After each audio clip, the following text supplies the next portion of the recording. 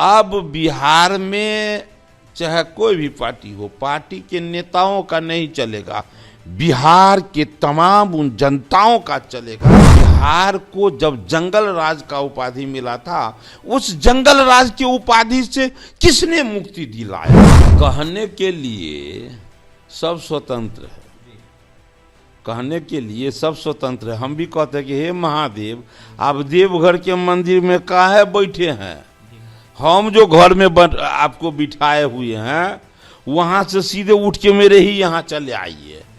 क्या ऐसा ही हो जाता है? वो जो कुछ कहते हैं तो उनका उसमें परिवार का स्वार्थ होता है, केवल पार्टी का स्वार्थ होता है। बिहार सरकार के पिछड़ा व पिछड़ा कल्याण मंत्री हरीश सहनी इस वक्त हमारे साथ जुड़ेंगे, बात करेंगे। हरीश सहनी जी, मकर संक्रांति है आज, और ऐसे में मकर संक्रांति को लेकर कई सारी सियासी मायने लगाई जाती है।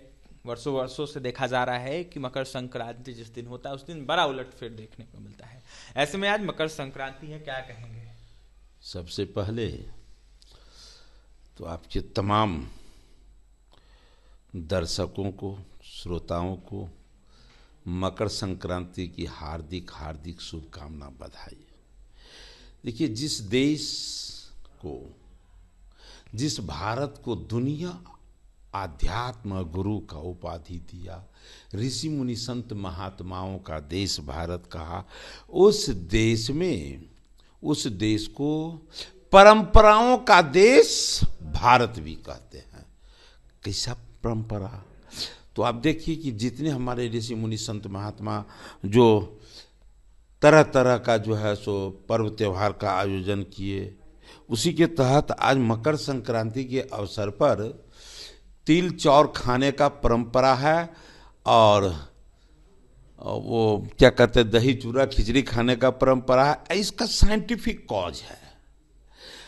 तो इन परंपराओं को देश में 1500 पार्टी है, लेकिन अपने संत समाज के द्वारा जितने तरह का परंपरा बनाया गया, उसको व्यवस्थित रखने का, उसको बनाए रखने का यह काम देश के 1500 पार्टी में सबसे अधिक सबलता के साथ कोई करता है तो उसका नाम है भारतीय जनता पार्टी।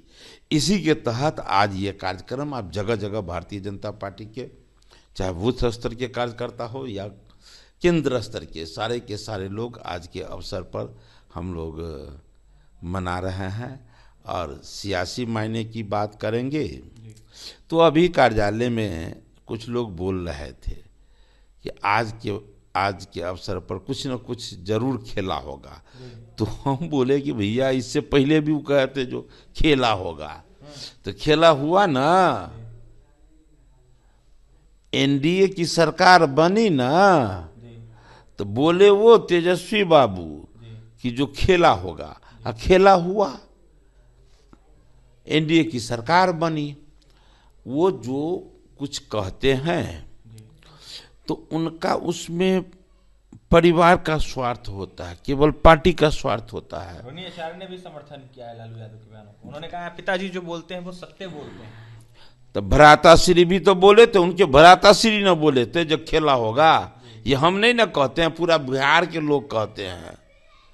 तो खेला तो हुआ था ना, इसलिए कहते क्या है, होता क्या है।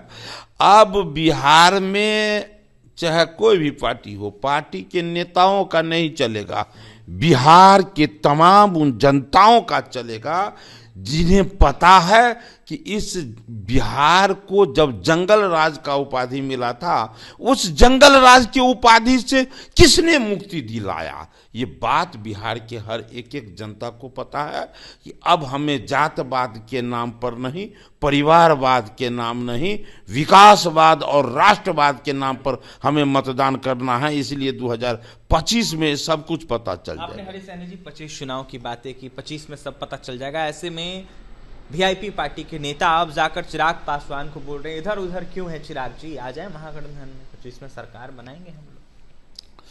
कहने के लिए सब स्वतंत्र है, कहने के लिए सब स्वतंत्र है। हम भी कहते हैं कि हे महादेव, आप देवघर के मंदिर में काहे बैठे हैं? हम जो घर में आपको बिठाए हुए हैं, वहां से सीधे उठ के मेरे ही यहाँ चले आइए। क्या ऐसा ही हो जाता है क्या? लोग स्वतंत्र है कहने के लिए, और सब केवल स्वार्थ में डूबे हुए लोग नहीं होते हैं। कुछ लोग हैं जो अपनों के साथ साथ मतलब अपने प्रांत, अपने देश, अपने धर्म, अपने संस्कृति की रक्षा के दृष्टिकोण से भी राजनीति करते हैं।